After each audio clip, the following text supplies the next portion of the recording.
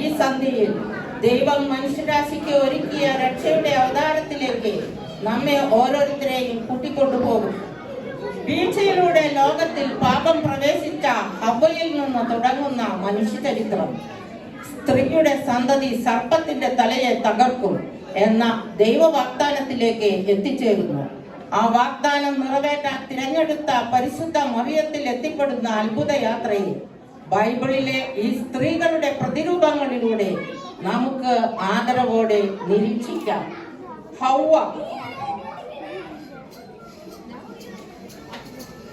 ദൈവം സൃഷ്ടിച്ച ആദ്യ സ്ത്രീ പാപത്തിലേക്ക് വഴുതിപ്പോയെങ്കിലും അവളുടെ കഥ നമ്മോട് ഒരു മഹത്തായ സത്യത്തെ പ്രഖ്യാപിക്കുന്നു. മനുഷ്യന്റെ വീഴ്ചയ്ക്ക് ദൈവത്തിന്റെ പദ്ധതിയെ നശിപ്പിക്കുവാനാവില്ല. ദൈവം വീഴ്ചയ്ക്ക് ശേഷവും ഒരു മനുഷ്യനെ അന്വേഷിക്കുകയും പുതിയൊരു തുടക്കം നൽകുകയും ചെയ്യുന്നു.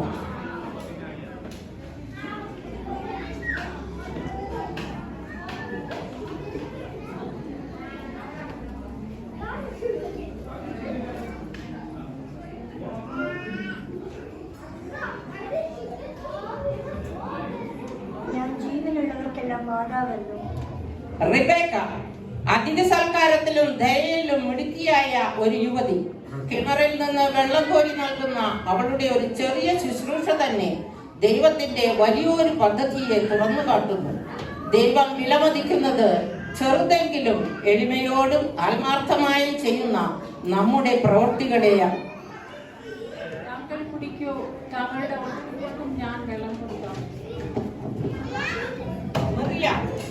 നേതൃപാടവമുള്ള ഒരു പ്രവാചക സ്ത്രീ ചെങ്കടൽ കടന്ന ശേഷമുള്ള വിജയഗാനത്തിൽ ജനങ്ങളെ നയിച്ച കയ്യിലെ താളവാദ്യം മോചനത്തിന്റെ സന്തോഷവും വിശ്വസ്തയും പ്രഖ്യാപിക്കുന്ന ഒരു അടയാളം. മറിയാം തപ്പെടുത്തപ്പോൾ സ്ത്രീകളെല്ലാവരും തപ്പുകളോടും നൃത്തങ്ങളോടും കൂടെ അവളുടെ പിന്നാലെ ചെന്നു. യഹോവയ്ക്ക് പാട്ട് പാടുവേൻ, അവൻ മഹോന്നതൻ.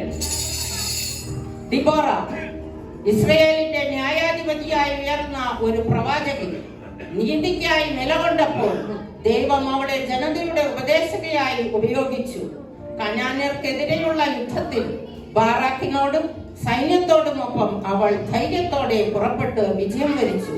അവളുടെ കയ്യിലെ ചുരുൾ ദൈവത്തിന്റെ വചനത്തിന്റെയും അവളുടെ ദണ്ഡ് തികഞ്ഞ ന്യായത്തിന്റെയും പ്രതീകം. ന്യായം ജയിക്കട്ടെ. നവോമിയും റൂത്തും തന്റെ വിഷമങ്ങൾക്കിടയിലും പ്രത്യാശപൂർവം ബേത്ലഹേമിലേക്ക് വന്ന നവോമിയും അവളെ വിട്ടുപിരിയാതിരുന്ന മരുമകൾ റൂത്തും വിശ്വാസത്തിന്റെ പാതയിൽ സ്ഥിരതയോടെ നടന്ന ഒരു വിജാതീയ സ്ത്രീ, കരുണയും ചുമതലയും കൂട്ടിച്ചേർത്ത് വിത്ത് ശേഖരിച്ചിടത്തു നിന്നും ജീവിതത്തിന്റെ പുതിയ വിളവിനെ കണ്ടെത്തിയവൾ. നിന്റെ ജനം എന്റെ ജനം, നിന്റെ ദൈവം എന്റെ ദൈവം. എസ്തർ പേർഷ്യൻ രാജസന്നിധിയിൽ രാജ്ഞിയായി ഉയർത്തപ്പെട്ട പ്രവാസിയായിരുന്ന ഒരു യഹൂദ സ്ത്രീ. തന്റെ രാജ്ഞിപദത്തിലും കൊട്ടാരത്തിലെ സുഖലോലുപതയിലും മതിമറന്ന് ആഹ്ലാദിക്കാതിരുന്ന ഒരു യഹൂദ വനിത തന്റെ ജീവൻ നഷ്ടപ്പെടാൻ സാധ്യതയുണ്ടായിരുന്നിട്ടും സ്വജനത്തിന് വേണ്ടി രാജസന്നിധിയിൽ സധൈര്യം നിലകൊണ്ട പ്രൗഢയും കുലീനയുമായ ഉത്തമ സ്ത്രീ. Although I have not been commanded to the king's palace, I will go. If I perish, I perish.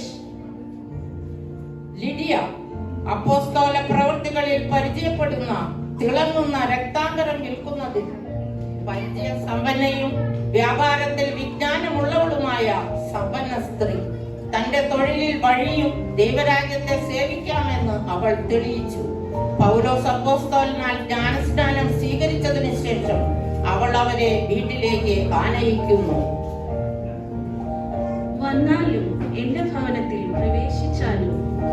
Elizabeth യേശുക്രിസ്തുവിന് വേണ്ടി വഴിയൊരുക്കുവാൻ വേണ്ടി ജനിച്ച യോഹന്നാന് ജന്മം കൊടുത്ത എലിസബത്ത്. വയസ്സിന്റെ ഒടുവിൽ ദൈവം ഒരു പുത്രനെ നൽകിയപ്പോൾ അവൾ തിരിച്ചറിഞ്ഞത് മനുഷ്യരുടെ സമയം കഴിഞ്ഞാലും ദൈവത്തിന്റെ സമയം ഒരിക്കലും വൈകുന്നില്ല എന്ന്.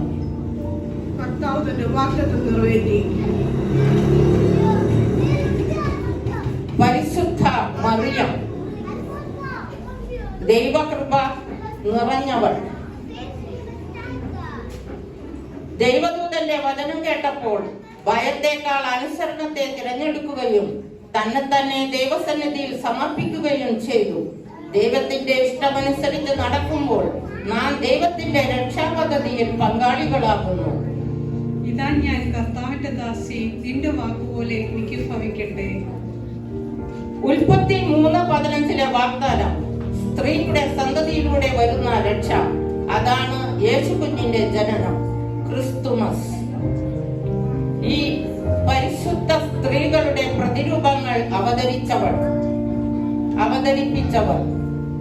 Eve, Anshu Susan Abraham, Rebecca, Roni Babu, Miriam, Saumya Monsy, Deborah, Blessy Jacob, Naomi, Grace Varghese, Ruth Chimchu, Esther, Arpitha Pradeep, Lydia, Lali Jayan, Elizabeth, Shali Jose, Saint Mary, Shiny Eminu, Ranjitha Vinod, backbone of this program. പിന്നെ ഗാനം Mercy